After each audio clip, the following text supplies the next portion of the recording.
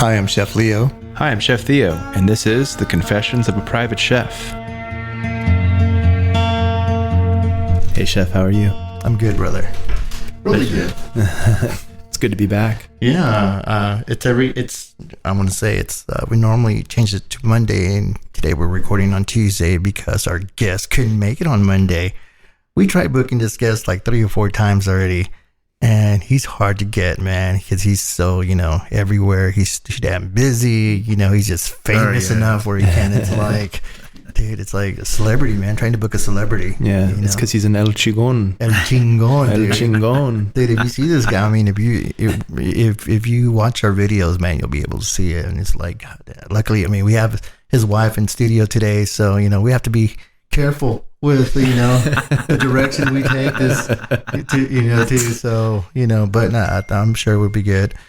So God, yeah, it's great. Now we heard a ding. Man, you're famous, brother, too. I mean, Theo over here getting dings like from people see that in the studio. It's like, so let's message Theo. Yeah. But anyways, bro, how was your weekend? It was crazy, man. We were back in the BCS, the BCS, Bryan College Station area, and it's just a marathon every time we go out there. But it's always very rewarding. So I come back very, very rewarded in many ways. Yeah, financially, I'm sure too. Financially, spiritually, it's just such a push that you really have to dig down deep. But like we've talked about before, it's like when you have to hit it. Yeah, I mean, because you never know when the moment's going to come around that that you need to work, and it's like, shit, I wish I would have been able to do more when I could have. And exactly. So I know, when you do these events, you work your ass off. I see you running around. I see you with U-Haul, and then I see all your little pit stops. It's a cool thing, man. Yeah. So if you're following Theo on social media, the dine-in dude, keep up with his adventures every time he has to head out to, do his thing. So it's been fun, man. I saw a post, man. It looked like you were missing me a little bit. Yeah, it was. I was like, I swear, man. It looked like you had tears coming out of your eyes. Yeah. But it's good, brother. It's cool because every time you dig down deep, you learn something about yourself. Totally. It's like those moments that really teach you something about your work ethic or where you're going, it's cool. Yeah. So anyways, our special guest, man, Ricky, what is your last name, brother? What's up, guys? Last name Grant. Up, brother. Yeah. I've known you for a couple years, man. I wish I could, I would buy more. This guy, it sounds like we're doing a drug deal. But it's like once you mention what he sells, it's like you're really doing it. But he met me, I guess, through social media, and we were. I saw what he had, and I shot a few of his pictures, and it was like I fell in love with the product. I just don't have a lot of stuff on my menu, man. I need to change up my menu. I haven't changed my menu up in about 4 years. But Ricky, tell us what you do, man. Well, we grow shrooms, man. It's cool. Pretty fun gig. We started out, it's kind of like a side hustle, little side biz. I was working like 3 jobs at the time, and I was like, things were tough. And I was like, we got to get some more money coming in. So, we just started out, side growing mushrooms. And what made you want to grow mushrooms, though, man? I mean, with it. Man, if I had $1 every time somebody asked me that question, I would be rich. Yeah. Literally, I mean, this is one time I could really say that. I really would be rich. Shit, everybody. Actually, man, it was real funny. I've always been a food enthusiast. I love to cook, appreciate food, grateful for my food, and just really enjoy that journey of great dishes and stuff. It's really young. Truth be told, I wanted to be a culinary chef. And that was kind of like my passion for a long time. But my journey didn't take me that way. So I always had a deep appreciation for food, and obviously there's a lot of restaurants here in the Hill Country, a lot of chefs, and the food industry is on its way. Wine industry is on its way, and so seemed to me that mushrooms would fit right in there, and of course they're very interesting things, very interesting, and there's a lot of room for discovery. So just started growing them, man, and ended up with all these freaking mushrooms. And did you teach yourself, or was it one of those things that it was an accident like penicillin? No. No, it was trial and error and as much research as I could gather. I really dove into it. I think my wife was getting a little jealous because I was spending so much time in. No, I'm just kidding. I was just really so invested into it. I was like, hey, I'm going to learn how to do this. I'm going to learn how to do this. And I was just that determined to try to get a little side thing going too. We live in Llano. There's really not much. There's not a lot, man. Not a lot. So like one decent restaurant and the barbecue place, I think. Out there. I will give Llano this. It has been growing here recently. Yeah. We got some new joints opening up. A lot of new bars. I think there's like 5 or 6 new bars opened up over there, and Barrel House and a new Italian joint. A lot of different places opening up. Any wineries that direction? Not that I'm aware of. I don't think there's any wineries. And Pontotoc. No shit, right there? Yeah. Oh, yeah. Yeah, there's some really good wine that comes out of Pontotoc out there. Yeah, for sure. Yeah, I don't remember the name of the vineyard off the top of my head, but it's good country for grapes out there. So how many years have you been doing it now? Like growing the stuff and I think we're on 5. I feel like we're rolling in 6. Maybe not. I don't know. It's been a roller coaster. So we started about the same time, because that's probably when I started. I'm right at 6 years now doing the private chef gig. I've been cooking for about 15 years total now, but the private chef work, and that's when you hit me out, because I was taking pictures in my studio on Main Street. Yeah, fantastic pictures too, by the way. Man. When you brought that stuff, it's like it's art on its own, man. So when I shot it, it's like looking at a piece of, you could frame that shit, man, and it looks sick, So I've been thinking about framing some of that stuff. Yours would be my first framed art. That'd be cool, man. Printed anyways, besides some cookies that I have up here. Oh wow. Yeah, that was years ago, man. I was like, I know. It was near the beginning of my journey on this, for sure. Yeah, for sure. You were hustling, man. You were hustling. Yeah. I remember that. Yeah. I'd make a good car salesman. You would. Well, if this doesn't work out, maybe that's what I'll go to. But it's just been so much fun. And it's just great to really connect with you guys.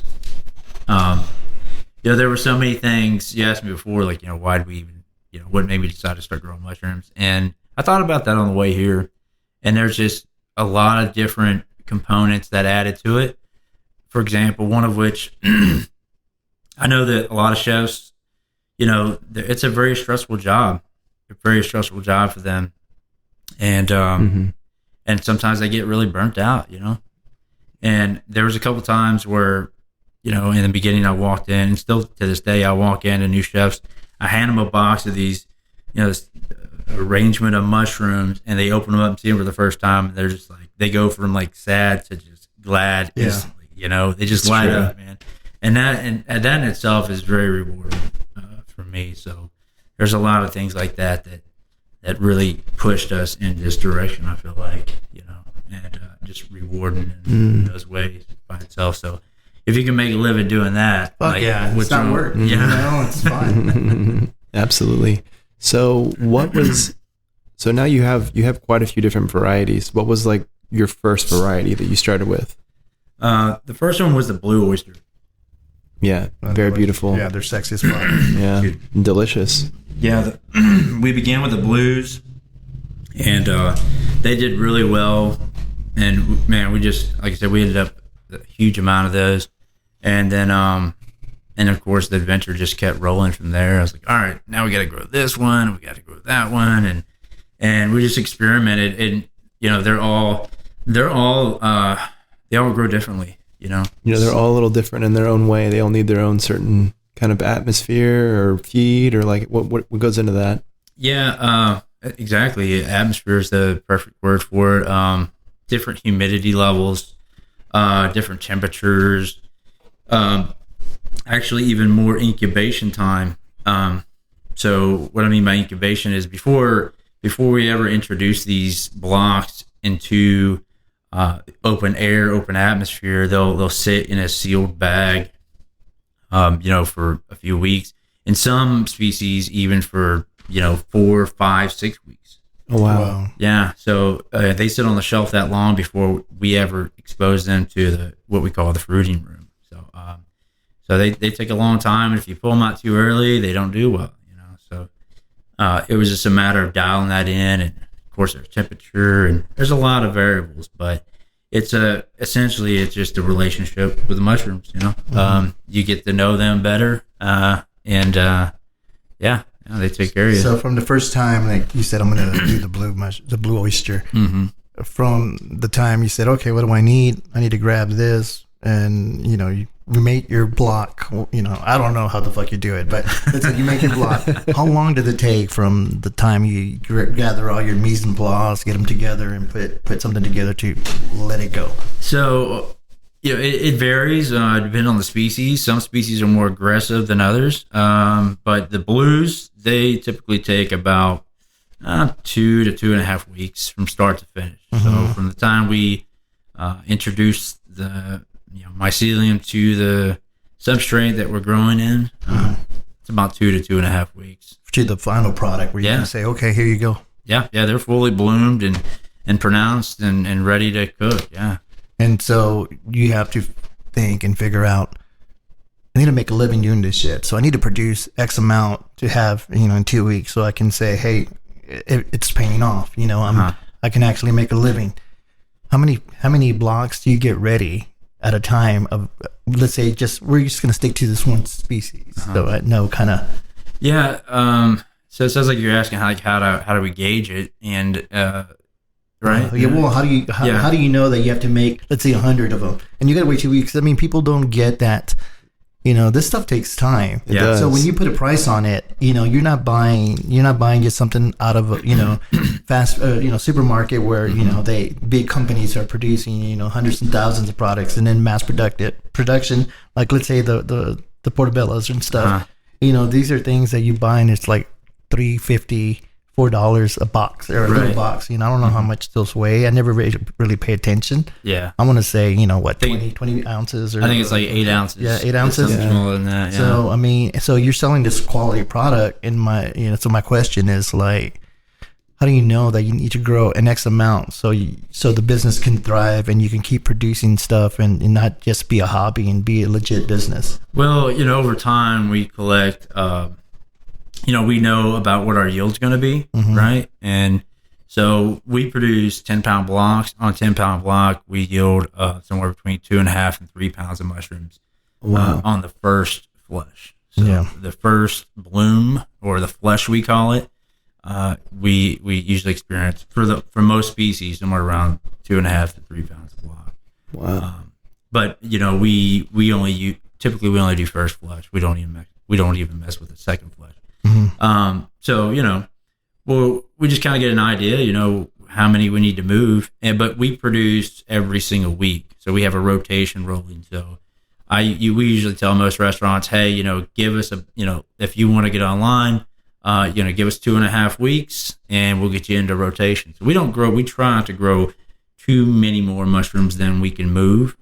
But we like to create a good cushion in case all of a sudden a restaurant comes on, so that's a pretty nice way to do it. And we've generated a pretty good system too, where with our other products, and we have very, very minimal waste on mushrooms. So what we don't sell to chefs, and that helps make up for fluctuations in sales as well. So sometimes restaurants have a slow week and they go from 25 to 15 pounds a week, or they drop down a case 5 pounds, and so we're left with extra mushrooms. So if we can't hustle and move them at markets, then we utilize them in other ways. We have a spice melange, which is our seasoning that we came up with, and that's a real big hit with chefs. It's a nice umami powder, a dusting powder, and then our medicines, the tinctures as well. So a lot of people are finding out about the lion's mane and how wonderful that is. And but so many benefits. Yeah. So many benefits. So before we move on, I mean, you were talking about blocks. We don't want people listening or even watching. I mean, they're probably thinking, man, what's a block look like? Like, are you talking about how you pack cocaine, or is it like a cinder block, or what is it? So I mean, Ricky brought some with him this morning. Yeah. So right behind you, brother. Just grab me one. Yeah. Give me, I guess, the blue oysters. Yeah. Yeah. That way people can actually see what they look like. We'll hold them up like a baby, like Simba. These are actually the king oysters. Like Simba doing his thing. Sorry about that. Oh yeah, man, look at Was it the that. king? Yeah, king oysters. But see, I don't know shit about oysters. So this mushroom in particular is really interesting. It's a hybrid. So it's there's another mushroom, the king gourmet, that is well sought after, but it has a really large bulb on it, and they're just really difficult to cultivate because they're susceptible to blotch. Oh, my rooster's gonna start going off, bro. So it's like it might go off a couple times. So with some you can actually breed mushrooms, right? Oh shit! A lot of people don't know that you can actually breed two funguses together. And so they came up with this hybrid, and it gives you chefs the texture of a king gourmet, but it allows us growers to cultivate it a little easier. So It's amazing. yeah, and that's probably like a 2.5 pound yield there on that block. Yeah. Man, well, it feels like I'm holding like 30 pounds because of the block, you know. But Yeah. so are these all mushrooms? Is it safe to just grab and eat, or do you Sure. have to? Sure, you yeah, know, absolutely, yeah. I'm gonna. If you don't, do you Yeah, mind? go for it. Yeah, not at all. Yeah, I'll hand you one, brother. If I can. There you go. All right. That's crazy, man. So, Yeah. and every mushroom is Feels unique. like I'm back in high school. flavor, right? Dude, I know. It's like, digging through cow patties and shit. Oh man. So, I mean, every mushroom is unique to its flavor as well, profile. Yeah. Or would you say they all taste the same and it tastes like chicken? Yeah, they they have different notes. They have different notes. Just kind of like similar to wines. You know? Yeah. Oh my god! So that's why experience. people pair certain things with Yeah, some with things work better mushrooms, for just garnishing. Some Yeah. work better, as in soups or Yeah. even let's say Yeah, I'll have one with you guys. like patty, because I think the first time I talked to you, it's like, man, you can make them like steaks. Mhm. Yeah, dude. And so Hell yeah. You can marinate them, cook them. They're really good cooked in wine. A good beef stock. Some herbs. Ricky brought us some fresh oregano too, which probably pair really well. these are really mild, because Yeah. a lot of mushrooms that I've had almost gives you a sense of like you're eating dirt. Yeah, they have the way I describe it is an earthy aftertaste, like an earthy finish, and I think that has a lot to do with what they're grown in. A lot of people don't know that we actually. Go ahead, man. Sorry about that, man. My arm was getting tired, man. It's a lot of weight to hold in one hand. A lot of people don't know that we actually grow our mushrooms in a wood base. So there's different species that have different diets. The ones in particular we cultivate, we grow out of soybean hull and oak sawdust. So it's a 50-50 mix. And so these types of mushrooms, if you were to find them in the wild, you'd find them growing on a fallen log. Yeah. Or an oak tree, a dead oak tree, or something like that. As their diet. So I think that's why they have different. That old saying, "You are what you eat." Well, I think that applies with mushrooms too. Yeah. So badass. And they communicate, don't they? Yeah. Many different ways. Yeah. So, man. So they have some sort of I won't be able to articulate it as quite as I learned it, but somehow they have a network that they can communicate through. Yeah. Root system network, or just like, telepathically, kind of, because they don't have a mouth and shit, man. Some people, do you believe? What are your thoughts on that? Yeah. So, mycelium definitely communicates, and mycelium that term is the mushroom before its fruiting body, or after. I don't know. But what comes first, the chicken or the egg? It's that kind of type of thing. Was it mycelium first? Was it a fruiting body? So definitely mycelium first, in my opinion. And it's in it, like a guy like Paul Stamets. He's one of the leading mycologists, on the planet. Largest advocates for, lots of different types of mushrooms. He goes into talking about how, they basically pulled some genetics from different mycelium in this forest. And they found that it's the largest living organism on the planet. It's mycelium, a mushroom, and it's all interconnected for miles and miles and miles underground. So That's fucking cool. yeah. And it literally communicates. They actually did some sort of experiment where they injected a dye into the mycelium, and they were able to see, or either in the mycelium or the plant. I think maybe it was a plant. They injected a dye into the plant, and they could see the actual bartering system occurring between the roots of the plant and the mycelium. And when the plant would stop producing sugars, the mycelium would stop producing its nutrient. So they're fully aware of each other and conscious of each other. So That's fucking cool. Yeah, dude, it's really cool. nature's really cool, man. It really is. You know, we all come from it. So Yeah. And to be able to, in order to, you know, to consume something like this and just and know what the hell you're eating, because a lot of people just eat it because it looks pretty or tastes good, but they don't know, you know, the story, the history behind certain things. And for you explaining it to us and to everyone else listening, it's cool. It's a treat, man. Mm-hmm.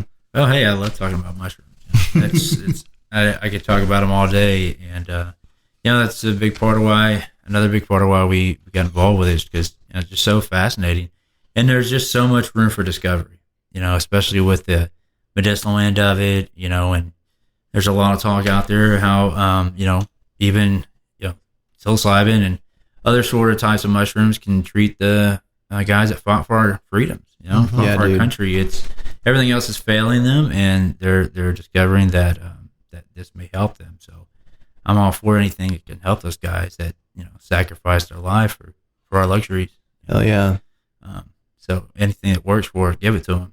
In my opinion. So I agree, man, 100%. But, you know, on that forefront, there's a lot of things going on, and then also, you know, with lion's mane, it's been proven to help prevent Alzheimer's, dementia, and you know, regenerate the whole nervous system, myelin sheath, and all these different things. And that's a big deal, you know, especially these days. A lot of people are complaining about you know, having memory and focus issues, and you know, human health is pretty stressed out, it seems like, in these days. So very much so.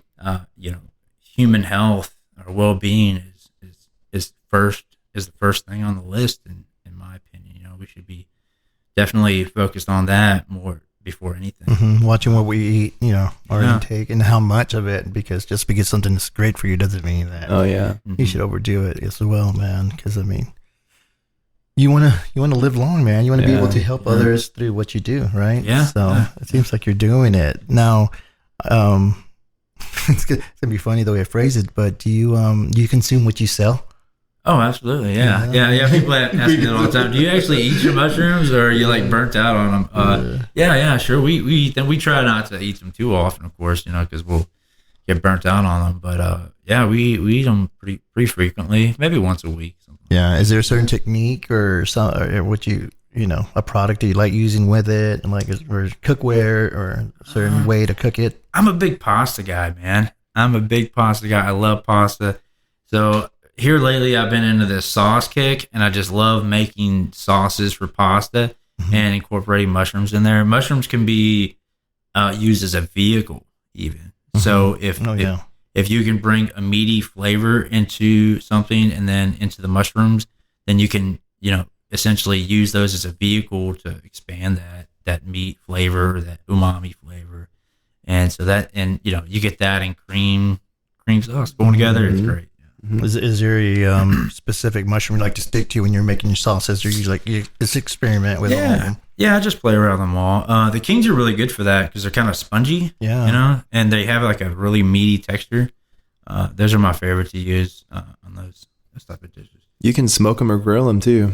Yeah, man. Yeah. So really quick, let me plug in one of our sponsors, man. Oh yeah, hell yeah. So I mean, I get when I do buy mushrooms and stuff, just using a cast iron for me, I can sear the hell out of it. So, you know, like with Fredericksburg cast iron. Yeah. Do you own one of those? I wish I did. I wish. You know what? We're gonna hook you up pretty soon, man. Yes, sir. Next time I see you, yes, sir. Make sure you get one. But you know, Fredericksburg cast iron, just you get them so, you know, screaming hot, and then just a little bit of, you know, whatever oil you're going to use, and avocado oil, and just, you know, toss them into that pan, kiss them a little bit, just so you can get a little bit of color, you know, to create that nice, you know, sweetness from, you know, the mine artifact, and yes, sir. Like, toss them off and drizzle them maybe a little bit with olive oil or balsamic. Oh, dude. You know, you can get pretty crazy, man.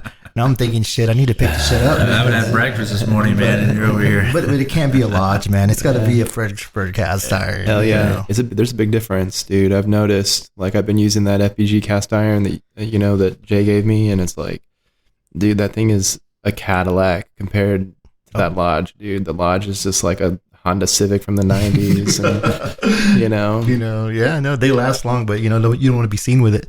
Yeah. Not in it. Not to hate on the 90s Honda Civic, but there's a big difference. Yeah, I'd rather have the bends of the pans. Hell yeah. And so, yeah. And of course, if you're going to, put anything in it, it might be mushrooms from Enchanted. Enchanted mushrooms. Yeah. You got to keep it classy, bro, all the way. You can't use HEB portobello. Even though I love HEB, I'm not knocking you out, but if you want to take it next level. Do you sell to groceries too, bro, or not? So currently we're selling to one grocery store in Llano.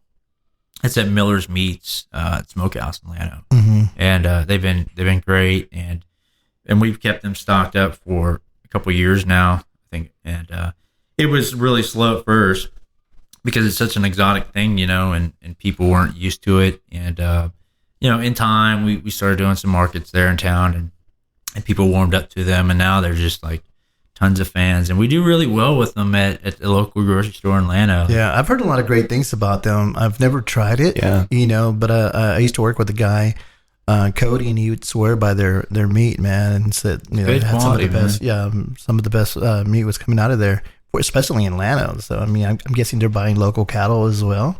I'm not sure on the details of that, but they got it going on, man. They just renovated it, and it's like it has like this 50s look.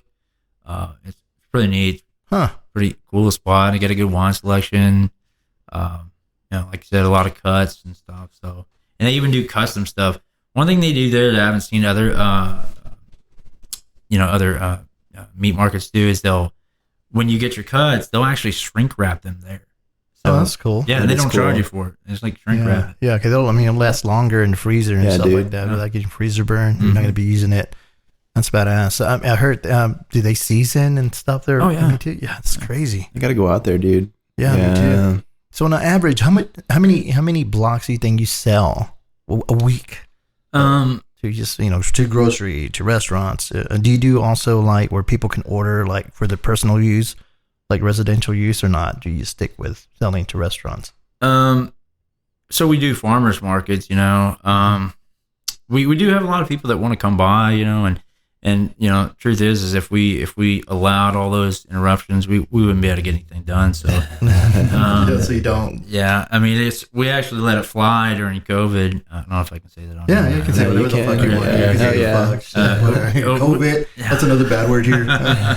We actually let it fly, and thanks to the community, everybody, like, we got a lot of business during that time. That's good. I think people were afraid to go out to the grocery stores and stuff, and I was always advocating the power of mushrooms and how great they are for your immune system and stuff. Dude, so the vitamin D. Yeah, that was everyone's best friend during those times. So your immune system. So people were all over. Like, I was even delivering mushrooms to people's front doors. Cops ever stop you? It's like, what do you got there? Yeah, mushrooms? Delivering mushrooms, man. No, not yet. Yeah, I've been waiting the day because it's gonna be funny. You need to make sure you get plenty of pictures for social media, man, with handcuffs and shit, because that'll just make business boost, man. We can create that scenario. Yeah, I'm sure. It's funny. So, would you say COVID reinvented you in a way that maybe it boosted your business or helped you out in any way? Because it did for me. It did for Theo. A lot of people that we interview say that, and especially in the hospitality industry, they got a boost in business because of COVID. Mm-hmm. Would you say that was the same situation with you? Yeah, definitely. It definitely helped us in exposure, I think, sort of way, and as well as like I said, we do a lot of farmers markets, right? And we actually do a farmers market in Spicewood. It's called Pedernales. Yep. We've been doing that one for years from the beginning, and it's turned into a huge market. There's like 50 plus vendors there, right down the street from Willie Nelson's golf course. It's just a really nice community there. And during that time, there's a lot of cities, they were closing down farmers markets, which I didn't know. I thought they all did. Yeah. So it's like, Which doesn't make any sense. Yeah, exactly. It didn't make any sense. Like, okay, It's we're outdoor. open air, Yeah. outdoor. It's the safest place to get your food, and it's the most nutrient dense food, right, for your immune system. So it just seemed like so Intuitive. yeah, for sure. Yeah. And so with the exception of the Pedernales said, nope, we're staying open, and it's just because they're in between a line out there where the city of Austin, it's out of their jurisdiction to do that. Yeah. So the health, inspectors or whatever, they couldn't say anything. So, yeah, give them the finger and just like take that. Yeah. Do what we want. Yeah. And so we were the only ones that were alive, literally out there. And so many people were coming to that market, and we really got a lot of exposure there. And that kept us in the game. A lot of people weren't making any money during that time. And we actually were, still being able to pay the bills, and we weren't making a lot, but we were making enough to pay the bills, thanks to the community and where our hearts were. For sure, Truly, like when you talk sustainability, man, like being able to live off the land, being able to feed your family, being able to sell the stuff to make money to afford to pay the utilities and shit. It's just, you're doing it all with mushrooms, man. It's hard to believe, right? That. Yeah. It's really hard to believe. It's really rewarding. It really is in so many ways. And, with all the things that we've incorporated, over time, and I just can't say it enough. I think it just has everything to do with where our heart is, and, from, the healthy product of mushrooms and our medicines we make down to the, a lot of people don't know this, but the soil probiotic that we make. We're one of few mushroom farms that actually compost our byproduct down, and sell that as a probiotic, and we work it further. And the whole concept is to try to inspire more local farmers growing more veggies, because it's really tough to grow stuff in Texas, right? Yeah. So my whole idea is to try to inspire more local farms to utilize this stuff, because we've seen it give people way bigger yields, the shelf life's longer, which it gives chefs more time to cook with it. It gives more people time to buy it. It's more nutrient dense. So, it's a win-win-win all the way around, for everyone. And that's, it's just really amazing components from mushrooms, It's amazing. And now we're going to take a quick break to hear about our amazing partner. You know what, Chef? I love these pans, man. Oh my God. It is the best tool to have in your kitchen, in your arsenal of tools. This is the one thing everyone has to get. Whether you're a private chef or you're going on a camping trip for the weekend, you just cannot go wrong with these things. Correct. Yeah, man. Fredericksburg Cast Iron produces a product that just, it's the best thing you can get. Made in Texas, here locally in Fredericksburg, and it's for a lifetime. The one that Jay gave me is definitely going to be handed down to my kids. It's like the one thing I know. The same here, man. If not, I'll be buried with it. It has such a smooth surface, and it comes pre-seasoned. The best part about this product is that you don't have to do anything to it. It's just straight out of the box. A badass product. You can't ask for anything better. So whether you're making, biscuits in a cast iron skillet, or you're searing a steak, it is so versatile, and it will last for a lifetime. Totally, man. From sauces to eggs to anything. Dude, I know, man. I actually was scrambling some eggs of mine, and it does not act like other cast iron skillets. My eggs did not stick. They came out perfect, and I'm a true believer. So you can find these amazing pans at fbgcastiron.com, and if you use the promo code COAPC, you're going to get free shipping, which is an amazing deal. Don't you agree, Chef Leo? I totally agree. That's like a $35 off. I know for a fact, because I just had one ship to Arizona. So yeah, totally. Yeah, so make sure you go on there and just enter in COAPC for your chance at free shipping on this amazing product. And you can also find them at Black Shark Laundry, I know, in Fredericksburg. Right. And of course, social media. And I've actually seen them at Central Market in Austin. So if you're around that area, that's where you can find them there too as well. That's great. Well, again, thanks to FBG Cast Iron for sponsoring this podcast. And we are so grateful to them for that. And y'all go out and get it. All right. Back to the show, guys. Back to the show. Touch a little bit on the medicine that you're making. Well, let me see it. Yeah. I'm gonna tell her to bring it over here. Thank you. So we began with the lion's mane tincture, and it's amazing. Something I'd like to talk about too is not all lion's mane is created equal, right? So there's different genetics of lion's mane, like there's different genetics of many other plants. And lion's mane, certain genetics create more compounds, more medicines than others. So we've actually gone through a few different genetics over the years, and it wasn't just our conclusion which one had more medicine. It was our customers' conclusion. Like they came to us and were like, "Hey, I don't know what you're doing different, but this is not the same. It's not helping me like it was." I love it. Nice. And so we've learned that, and we've stuck with that certain genetic, and the lion's mane tincture is phenomenal. Like it's been really just unbelievable. Where so many people come and they call or they show up, and I've had families show up, and they're like, "Hey, we just want to show up and thank you for making this medicine. It's helped, our loved ones so much, dude."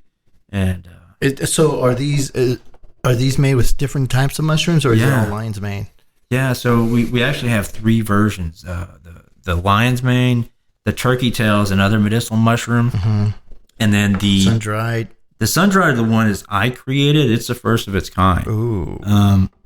That one's really interesting. So back when, COVID came through, I had already read about sun-dried mushrooms and how they have they can convert UV light to vitamin D when they're sun-dried. Wow. Yeah, it's pretty awesome. Damn. They do it like we do, right? Yeah. But they do it like 20 times better. And they also create another rare form of vitamin D called vitamin D4. And it's only found in sun-dried mushrooms. It hasn't been isolated anywhere else. Huh. And I knew about this beforehand. And when COVID swept through, the first thing we did is we went straight to the sun-dried mushrooms. We had a huge amount of sun-dried mushrooms. We always have them because we try to utilize everything we have. What mushrooms we don't sell, we sun-dry them or we'll make medicines from them. Mm-hmm. And the sun-dried, you can eat them. They're dried mushrooms, but you can incorporate them in a dishes still. You can make gravies. You can make broths. Great. Yeah. And so we just made a bunch of broth, and we noticed how it just rejuvenated us immediately. It just literally brings you back to life under any, like if you're sick with anything. Yeah. And so we saw such a huge difference in it. We were, calling friends like, "Hey, if it hits, let us know," or, we're going to drop off some mushrooms, and we just drop off dried bags of mushrooms on people's doorsteps, and that's crazy. Yeah. And, people else just get in your body, make a big thing of broth, and you guys just start conditioning your body. Mm-hmm. So is this like the same way? It's like a broth? No. So vitamin D is actually ethanol soluble because it's kind of like a fat, right? Mm-hmm. That's why some forms of vitamin D are dangerous because they stay reserved in your fat cells, but it takes a long time to get into your system. Vitamin D4 is a quicker. It's a molecular form, so it absorbs into the body a lot faster than traditional forms of vitamin D. So what I did is I just made a tincture, so it's a dual extraction, and we collab with a vodka distillery in Llano, and they make this high quality potato vodka, and nice. And we use that now. We were using Everclear before, but we wanted to kick it up a notch and stay local. Everclear too. Yeah. Cheap boutique vodka. That's a big difference. A big change. Yeah, we got a lot of feedback. People really notice the taste change for sure. They like it, and it's just nice to keep our money at home too. For sure. So how do you consume this? What's the best, most effective way to consume it? Just orally. Like you can just drop it in your mouth. Under the tongue. Yeah, you can just put it straight in your mouth, or you can put it in your drink or your coffee, or as long as you get it in your body, that's the main thing. Yeah, I'm looking at this right now, man. I think I'm gonna take a shot. Go for it. Man. So this is Which one you got lion's mane. Yeah. Tincture. Yeah. Tincture. So congestive health, focus and memory, nerve repair, and anxiety relief. Man, this is like all me. Dude, I'm telling you, I think it's most people. yeah. Well, I don't know, man. I mean, you're right. Maybe everybody. So it's 1 or 2 drops. What's the big difference if you take 1 or 2 droppers? Droppers. I mean, there's no negative side effects. So you mean I got to take the entire thing? Yeah, just take one of those. Yeah, just one of these. Yeah. So it's not drops. It's the entire dropper. Yeah. I'm sucking on that shit. Yeah, that's all right. That's cool. Sorry. It's yours, man. Yeah, dude. I'm trying to think of like the flavor profile of this, because at first it comes off like almost like earthy sweet, and then it turns to a little bitter, but it almost has like the characteristics of like dark chocolate. Yep. It's You want my babas? It's cool. It's cool. Yeah. So the spice melange, our seasoning that we make, we use a lot of lion's mane in it, specifically because the lion's mane adds that cocoa flavor. Yeah. It has it. Yeah, it has that note. And it's only the lion's mane that has it. Yeah. So I don't know. Maybe you detect something different than I did, but No, that dark chocolate comes out right away for me. yeah.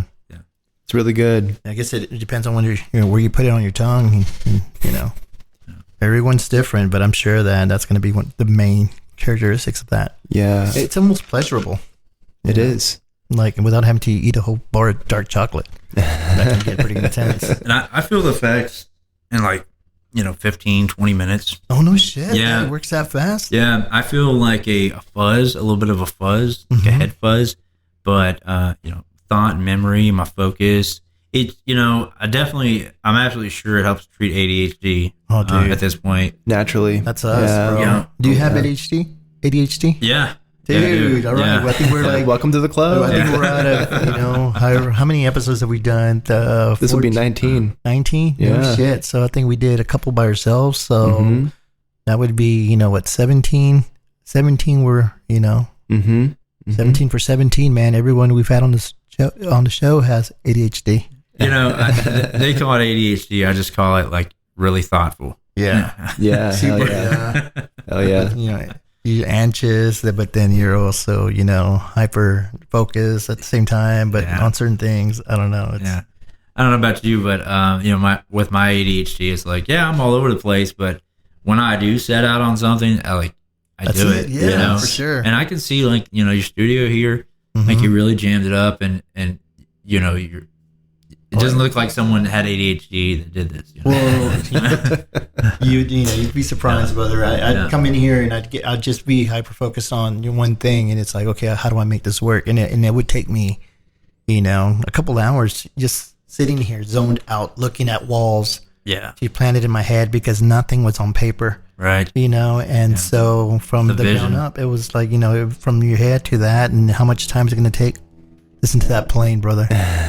Hoping our processing, our post edits doesn't take it out, because we've had rooster crows, we've had motorcycles, we've had dozers outside, now airplanes. It's been a crazy day, man. It's not good for the ADHD. No, it's not, man. It's like squirrel, and you turn your head really quick.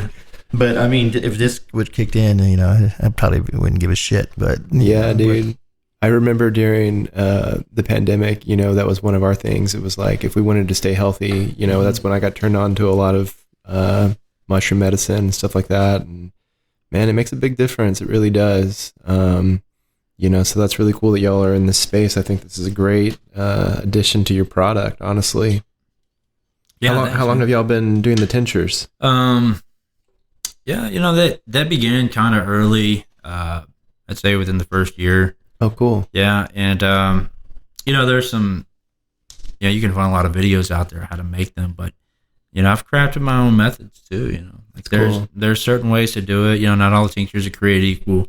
I'm not just saying that trying to advocate my product, but at the same time I am, because it's worth it. Put a lot of work and thought behind it. Yeah. A lot of research. R&D, brother. R&D. Yeah. Like you stared at this, and same thing. You got this. I did the same thing with that. I got the vision, and we use fruiting bodies only, right? So there's a lot of other products out there where they use. So you see that block there? Yeah. So you see all that substrate there? Mm-hmm. So there's other companies out there that will take all of this and dehydrate it, and they'll grind all that, and they'll try to make tinctures out of all that. Mm-hmm. And the medicines, most of the medicines in the fruiting body, there's very little in that substrate overall. Right. When the substrate, that's like the strain, the actual like the mycelium. And yeah. all that. Yeah. Yeah. So fruiting bodies only. You're just taking the best part off. Yeah. Yeah. And we dehydrate. We actually grind it too for better surface area. Mm-hmm. Right. So the more surface area available, the more medicine you'll be able to extract. And then we use low temperatures as well. Mm-hmm. So temperature is a big deal. Of course, you don't want to destroy all the benefits. Yep. That it has. Exactly. Yeah. Yeah, it's like your food. You know, you can overcook food and destroy the nutrients. Yeah, a lot of people don't know that. It's funny because they constantly ask me when I'm doing certain things, is what oil do you use? Why don't you use olive oil? And I'm like, as soon as it starts smoking, you've killed all the benefit. Right. Yeah. And it becomes toxic. Yeah. People don't know how toxic it can become consumed in large quantities. So you can actually, it's poison. And so you have to be careful on how you use it. Best way to use it, in my opinion, of course, is just, in its raw state, dress it up, dress something up, or just, take swigs of it. But yeah, it's with anything now, exceptions, when you're doing, certain proteins, of course, where you can get different benefits, and of course it enhances the flavor profile. But yeah, in most vegetables, you're pretty much killing it when you overcook it.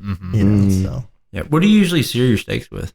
I use grapeseed oil or depending on the budget, avocado oil. But for the most part, grapeseed. I like grapeseed because it doesn't have any flavor.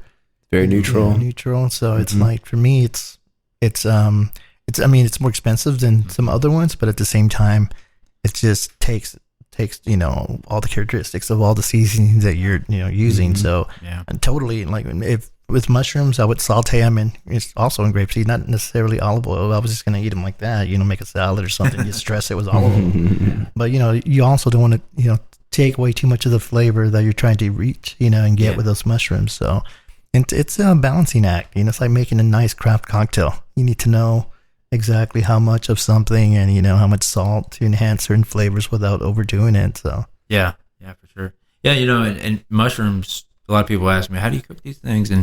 And really, I just say, cook them like you would a steak. That'll get you home. Just simple saute. Grapeseed oil. Or I've been on a ghee kick. Oh yeah, I like that stuff. Yeah, super good. High smoke point. Yeah. Ghee and tallow. Oh yeah, tallo's good, man. Duck fat. I haven't tried any duck fat yet, but I've heard a lot about it, and it's been getting into that for sure, man. It's a little expensive, but it's worth it. Everything's expensive right now. I know, man. You can't go to the grocery store and walk out, without spending $100 and only having, 2 bags in your hand. Yeah, dude. It sucks balls, man. I remember, 25 years ago, where I can buy, a truckload of stuff for like $20. Yeah, dude. And now it's like, sucks. It's not like that. I'm sure you see it pretty well, every day, and when people sometimes they want to barter, or not barter, but like bargain. It's like with prices, and I'm like, well, can you produce it for this much? And you're sure you can. I just can't feed you with it. I can, for me, for my consumption. Because I'm not making any money if I feed somebody else with it. That's true. And so it's difficult to make a living in the food industry when prices keep on going up, because then you have to transfer that to the consumer, and it's difficult. Speaking of, what are the prices of your products here? On that, before we go back to the mushrooms, like we have the the drops. So the tinctures, we have 2 sizes: the 1 ounce and the 4 ounce. We also have an online store, so you can order these online, and but the small ones are 25 and the large ones are 75. So if you buy a large, you actually get an extra ounce for free. Pretty reasonable price for what these things do for you. And so you take the whole dropper full a day, how long would it last you, like the small one? I'd say a small one about 3 to 4 weeks for one person. 3 to 4 weeks. You look at your wife over there, it's like, am I right or not? Because I don't take it. You're the one. Well, I take it. She fills them up. Oh, gotcha. So she knows. Yeah, she keeps them full for us. So that's cool. So 25 and 75. Yes, sir. All right, cool. And what is your website so people can go to it and check it out? It is www.enchantedmushrooms.farm. Oh, that's cool. That's cool. .farms. I've seen that every time I buy, and it's like, should I buy extra shit just to have it and own it? Oh, yeah. But I never do, man. It's like, but .farms, Yeah. That's cool. Yeah. Super chingon. Yeah. Super chingon. So Ricky, how many strands are you currently, how many do you have? How many do you offer? And do you have future plans for more? Yeah. Yes. And yes. We actually, currently, I think we're running 6 different species. So we got the brown beach mushroom, the Italian oyster, the blue oyster, the snow oyster, chestnut, lion's mane, and black king. Wow. That's cool. The Black King. The Black King. And as far as the, in the future, we want to bring some other species in, but these are really quicker species. So when I say quicker, I mean like they turn over faster. Yeah, and they don't take as much real estate up. So that's kind of like the game plan for now. Just like we're trying to get as much product out the door as we can. We're a little limited on space at this point. We're producing about 250 pounds of mushrooms per week. Wow. How big of space do you need for that? Like, is it covered or? Oh yeah, it's all indoors. So it's I constructed and designed the whole thing, and of course you did. Yeah. And it's one is a 15 by 20 foot space. That's our fruiting room, and it's like 5-inch thick insulation, spray foam insulation. Fruiting room. Explain to the people what fruiting. So fruiting room is it's a contained insulated room that we replicate the conditions where mushrooms emerge from the earth or their substrate or the log. And mushrooms have these certain things called triggers, right? And so when they detect a certain amount of humidity in the atmosphere, then they say, okay, this is the time to emerge.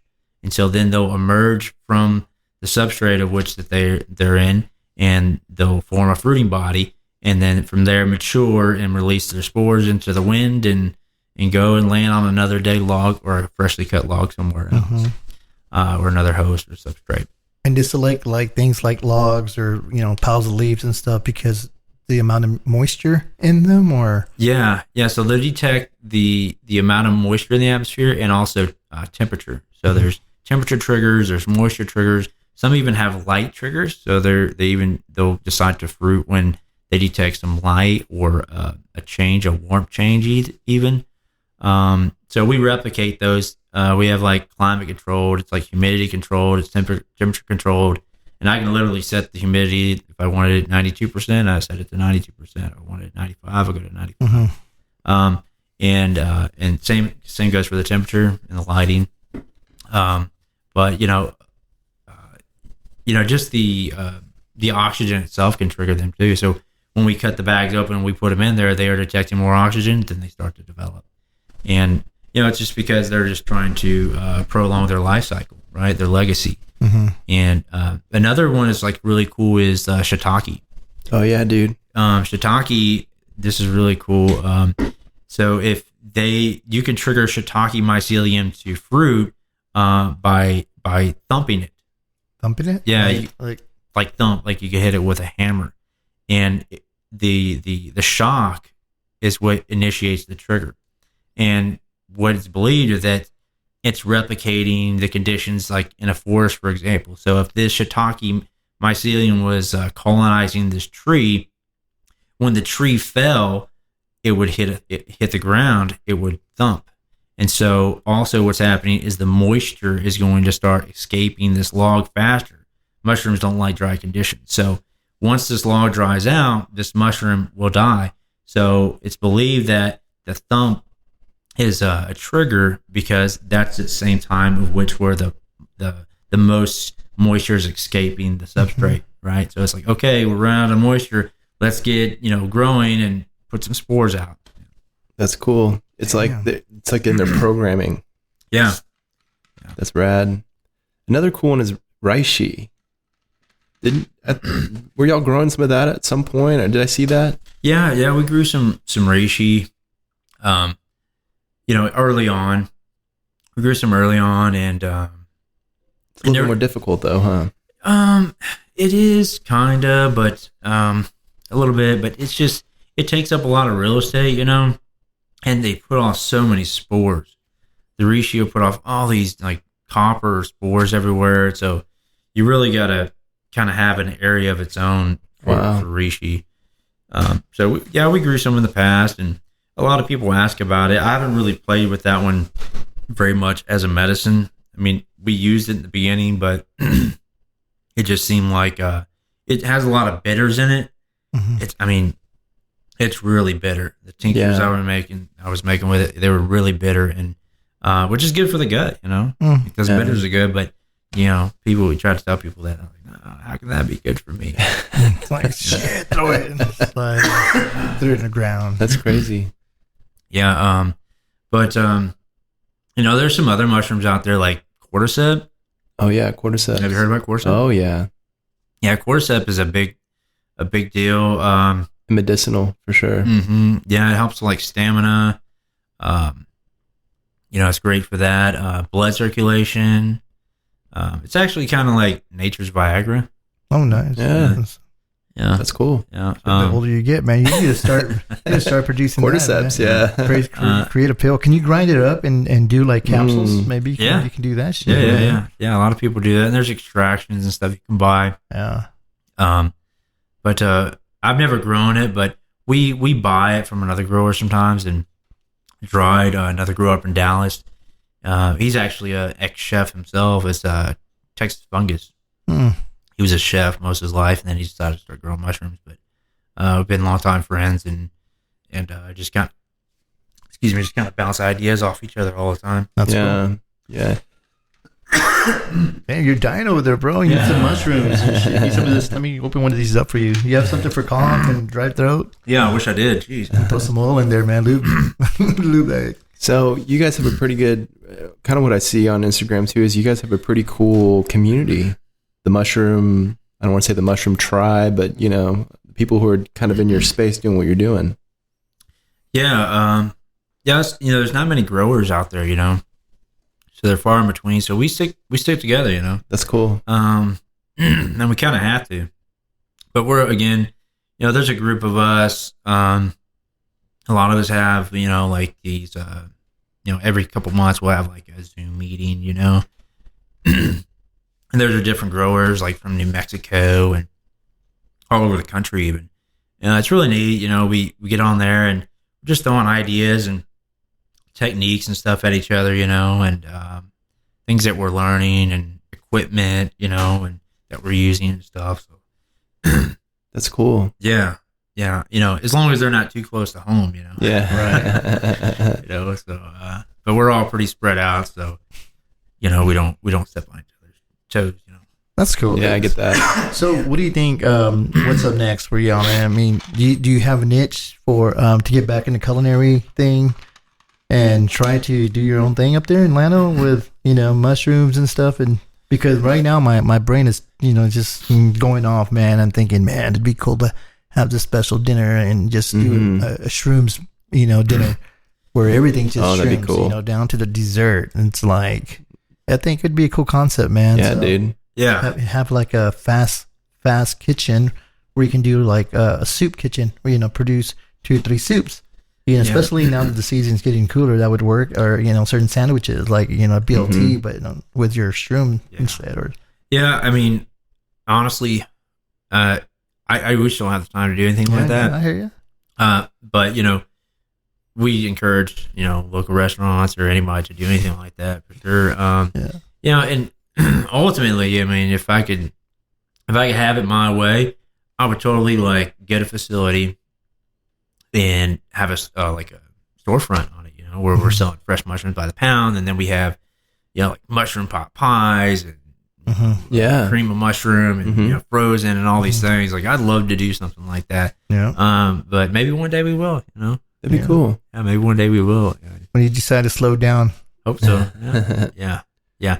Of course, this summer has been really slow. Of course, I've noticed that. Everyone questions me about, how's business or, when's your slow season? And my answer would normally be, we don't have a slow season in Fredericksburg. Yeah. There's always something happening, something's going on. And, I am booked every weekend, but it's like they're smaller groups than what they were coming. And I'm guessing people are like, it's the election year thing, or it's whatever, inflation. And it's like, yeah, I mean, something's different. Yeah, something is different. And it's affecting everyone. You have your little peaks, whenever, just last week, we had not farmers market, trade days. And I noticed there was an increase in traffic, and, business was better, on Main Street. But in general, I've noticed the slowdown, since school ended, honestly. Yeah. Yeah. And I imagine it's been really tough for, people who just open restaurants too, Oh, yeah. Totally. Yeah. It's almost like not a good gauge of like what it could be, what it was, Yeah. Yeah. For sure. But, I think things will get back to normal here soon. I totally agree with you, man. It's just, it's the circle of life, man. Yeah. Seasons. You gotta, pass these trends, and then trends just change. Just blink of an eye, man. It's like, whoa, shit, I wasn't ready. Quick. So now it's like you're trying to play catch up and shit. It's like, shit, I wish I would have done this when it was slow. Yeah. And it's like, and now you can't. You just gotta, go with it. Yeah. And so. Yeah, I feel like people are always gonna need mushrooms. I hope. Oh yeah. So anyways. People gotta eat, brother. So in our case, it's like, they gotta eat. Yeah. I have a lot of people that are looking for, vegetarian dish or, something that doesn't have, a big one is like no gluten and whatnot. But, I do have a lot of people that look for vegetarian, like if, options. If like 10 people are going to have like beef, like there's like always like that handful of people that are like, oh, can I do vegetarian, and your product is a great product to sub in for, because you can create the same kind of a meaty dish with a good mushroom that, you would get from a good fillet or a good ribeye. Sure. Yeah. Yeah. There's been times where I've eaten this mushrooms and it's almost like you're eating some sort of veal. Yeah. It's like it's different texture, but it's also the meatiness to it. And I forget I'm eating a mushroom, Yeah. Certain ways I've had them prepared.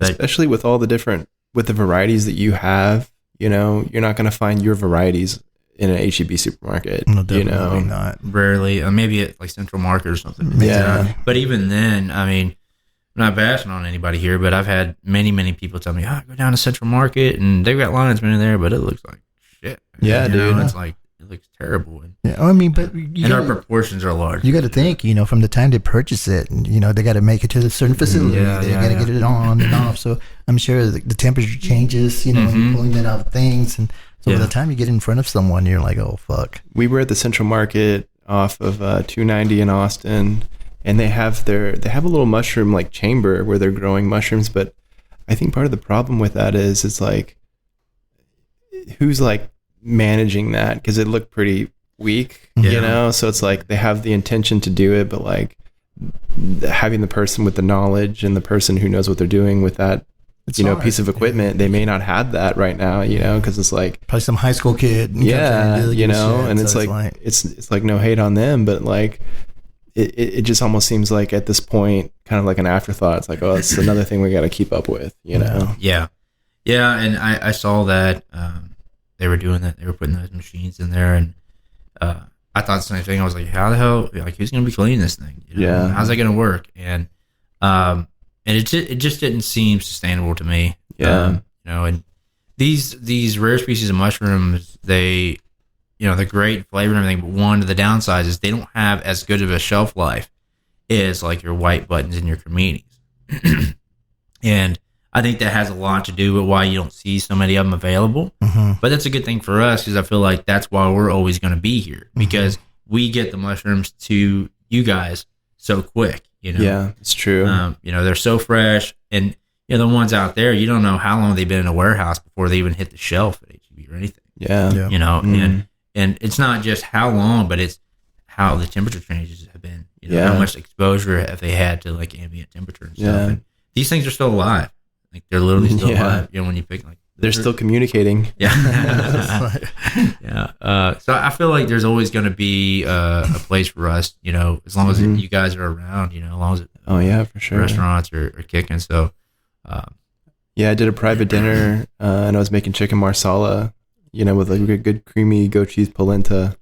And I had a case of your mushrooms and the women that were at this party, you know, I brought the case in just as is, you know, and I'm just sitting there like pulling them out, and they're like, "Oh, what is that? Oh, what is that?" Yeah, you know, and it was kind of like this light bulb moment for them where they're like, "Wow, I've never seen them. How would they grow?" Yeah, exactly. I've never. And seen so them. I just want to say I appreciate you because you know, this is something that is a gem for people like us in the hill country, chefs like us who do these, you know, dinners and who create, you know, new dishes and stuff like that. And you know, so very much you're a gem for us. So I want to say I thank you for that. Yeah, for thank you. Yeah, I feel the same way about you guys. You know? Oh, thanks, brother. We see each other from the same light, you know, and in that way for sure. If it wasn't for you guys, we wouldn't be here, you know. Yeah, I think you know, you doing what you do really elevates, you know, the cuisine, and especially in the hill country.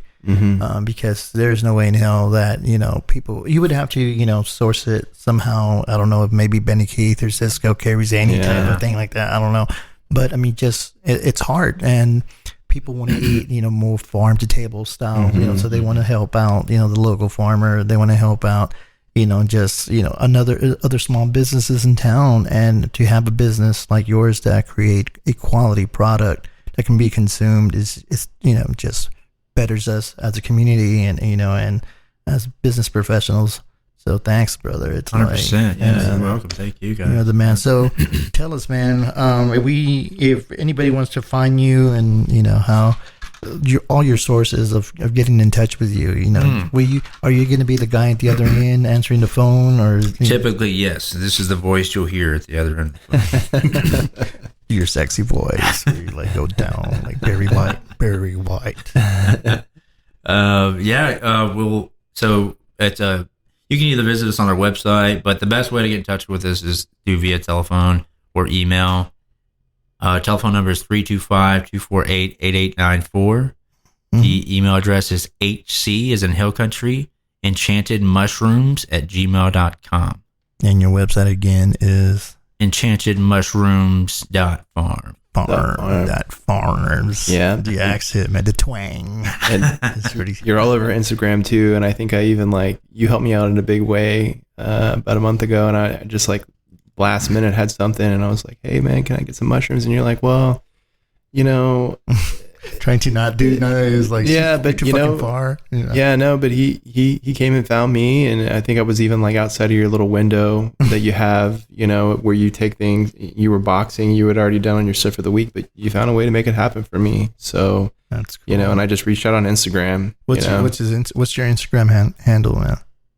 It's enchanted_mushrooms. Yeah, are you sure about that? You sounded pretty hesitant about giving us that. Well, we'll share it too in the in the bio. Yeah, for sure. Yeah, so yeah, brother, it was really cool, and you are in Lannel, so guys, if you know, are y'all open on weekends? No.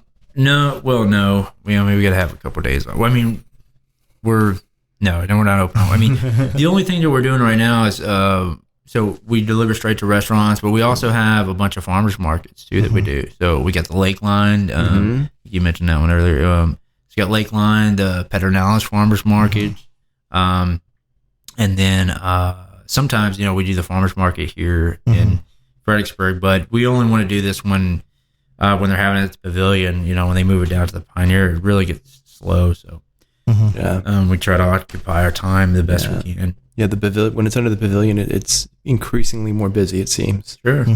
Yeah. And see, sometimes we do the Llano market on Saturdays. But we stay pretty busy there with all that, and between that and then making all the products and keeping up with all that. Yeah, man. We stay cooking, and it's a 3-man band, currently. Myself, my wife, Lisa Grant, and Devin, employee Devin, she helps out too, and that's cool. You're doing a great job getting out there, man. brother, for sure. And, everyone who's anyone in this community, wineries, restaurants, just private chefs, everyone knows who you are. So So the product speaks for itself, and of course, you are your personality on your own, bro. Man, hey, thanks, man. So you stick out, man. If somebody sees you, it's like, oh, look at that guy with that sexy ass hair. Yeah. Well, I really think that The Billy Cyrus. Oh my God, the mushrooms give me this good hair here. Yeah, they're Oh yeah, hell yeah. they're working through me to get me to speak for the mushrooms. I'm telling you, man, that's a nice thick, no hairline. It's like 25, bro. I was blessed, man. I was blessed. Yeah. For sure. We were talking to a chef last week, Chef Ryan, and he's doing some stuff in California. He's finding a way to do psilocybin. Was he saying something about that? Which I thought was pretty cool. California, the laws are a lot, I'm sure they're different than they are here, but you never know what the future holds. I was talking with someone, one of my farmers market customers a while back, and he's seen, the way he spoke is that as if he's involved, and he even mentioned that Rick Perry has got some money invested into the research of psilocybin, and Dan Crenshaw, oh yeah, he's behind that as well. He's a vet. So and so his comment was, he believes that we will see psilocybin introduced before we will marijuana. Huh. Yeah, I could see that for sure. It seems a little bit more approachable because a lot of people don't know, Yeah. what it is or how it's used. So to them, it's another penicillin.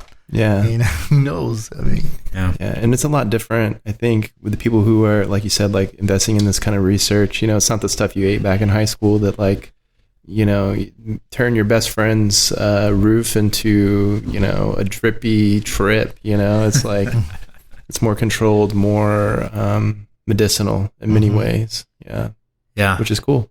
Yeah, for so sure. We'll see what the future holds with that. Yeah, I could see that as maybe a space you would want to get into eventually. Yeah, I'm in the business, of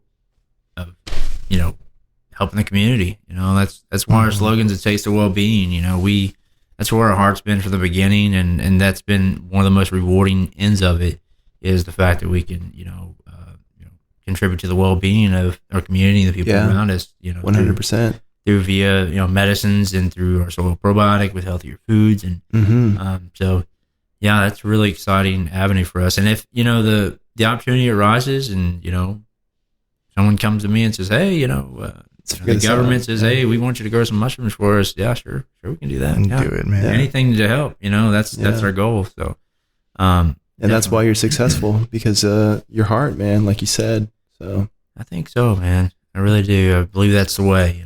Well, we wish you a shitload of luck, man. I know you'll continue to be successful, man. And thanks for hopping on here with us. And I'm glad that we finally were able to lock you down. Yeah. For a few hours. So it's been a treat, pleasure, and hopefully it was worth the wait. Yeah, and I still got to get my ass over there, check out your facility. Yeah, man, I'd love to have you guys. I'd love to go take pictures there and just hang out. Maybe we can throw down a quick podcast, a video. Oh yeah, that'd be cool. Just there in between the mushrooms, we can kind of set up, make it like Game of Thrones with all these blocks around us. A mushroom throne. Yes. Yeah. We can totally pull that off. We can do each of us can have a throne, man. Yeah. I think that would be badass. So we know how to get a hold of you. So Theo, how do they get a hold of us if they want to check us out? I'm www.thedineanddude.com. I'm all over Instagram and Facebook at The Dine and Dude. And yeah, we have a menu up weekly. And yeah, all the information's there. And so thanks if you find us, thanks. Just reach out. Let me know if there's anything we can do for you. What about you, Chef? People are like, why The Dine and Dude? I mean, if you talk to Theo for 30 minutes, 30 seconds, shit, he'll say dude. I don't know how many fucking times. I know. So it's it comes naturally, man. It's probably the first word you spoke, man. Yeah. It's funny how my mom used to always say that to me growing up. She's like, dude. And then even my staff back in College Station, we didn't call each other chef or anything. That was dude. I know. Yeah. Yeah. Everybody's brother or papa or for me, so it's. I use it as a term of endearment, or kind of like a term of if my mind is blank, I'm like, dude, I know. You could probably be cooking for the president of the United States, man. Say, dude, here you go. It was probably that drippy ceiling in my friend's house back from high school, completely altered me, but whatever. Dude. It's all good. So yeah, man. And myself, brother, I am Chef Leo Aguirre, or They're in Instagram. You can find me also under EatFBGTX, Eat Fredericksburg, Texas. My website, eatfredericksburgtexas.com or eatfbgtx.com. Super easy, man, to book either me or Theo for any type of events, parties, special appearances. Oh yeah, that'd be fun, man. And of course, Confessions of a Private Chef. Yeah. So Confessions of a Private Chef, and any device or platform do you like to listen to your podcast or music on, you just type that in. You can also check out videos on YouTube.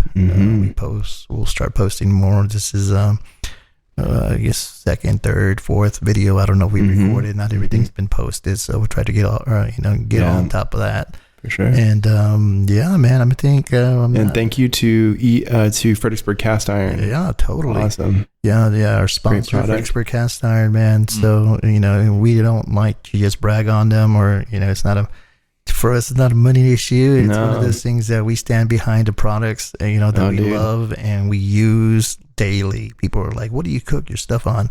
99% is the Fredericksburg Cast Iron. The rest of the stuff, sometimes because it doesn't fit, goes in a sheet, goes in the oven. Yeah. But not after me searing it first on Fredericksburg Cast Iron. I know. So, and it's so versatile. I mean, you just throw it in the back of your truck and you can camp, you can cook in the middle of nowhere with it, totally, which is really cool. Yeah, and it's flat, so you can use it on glass surfaces. So, it's got a perfect, flat bottom on the edge, the rim. Of course, it looks sexy as fuck. You can just turn it upside down and place it and leave it on top of your counter. They're super attractive. I love that little, how you do the little leather handle on it. Yeah, man, it's so cool. And he does it himself, man. That's right. Jay. Yeah. Makes everything, makes those leather things himself in Trebet. So if you go to FredericksburgCastIron.com or FBGCastIron.com, you can check out the products. He's got just released a little oh my God! With the lid, yes, it's a little souffle cup. Yeah, wow. He's calling it a mini Dutch oven. Yeah, and it's perfect for ghee. Actually, he was telling me that because of the cast iron, the elements that are in the cast iron, it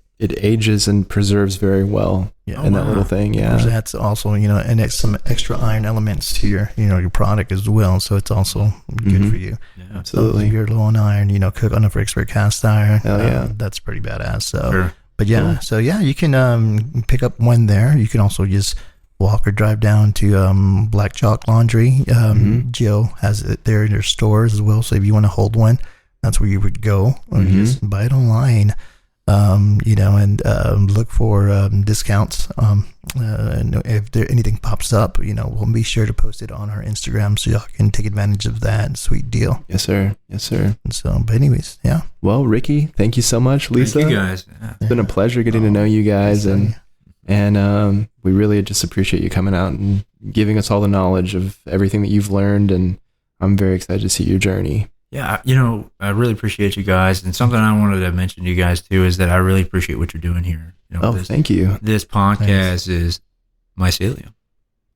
It is. It's connecting, in many ways. So write that down, cool, man. We're gonna have a shirt. I'm thinking of ideas for shirts, man. It's like we create mycelium. Yeah, dude. We are mycelium. Well, it really is kind of like when Chef and I started out on this journey too. It was like one of the things that we had talked about is we really wanted to create a community of not only chefs but like local entrepreneurs, people who are in the marketing space. We're trying to create a community of people that are like-minded, and and give them a platform and a voice to kind of tell the community about what they're doing, and ultimately to just connect like-minded people. So I mean, that's really our mission, and we're passionate about it. That's our root system, man. That's our root system for sure. Yeah. And that, it's another way to an outlet, because you might want to just talk about certain things. It doesn't have to be necessarily what you do. You can, whatever you're thinking about doing, whatever it is that frustrates you about even the community, it's a cool outlet, because maybe someone will hear and maybe change will come. So for me, it's a great platform as well. Yeah, absolutely. Sure. So Ricky, thanks again, man. I appreciate it. Chef, brother. Until next time, my friend. Sure, man. It's nice talking to you, Ricky, again, and hopefully we can do this again soon. Yeah, absolutely. Totally have you back. All right, guys. Well, ciao. Ciao.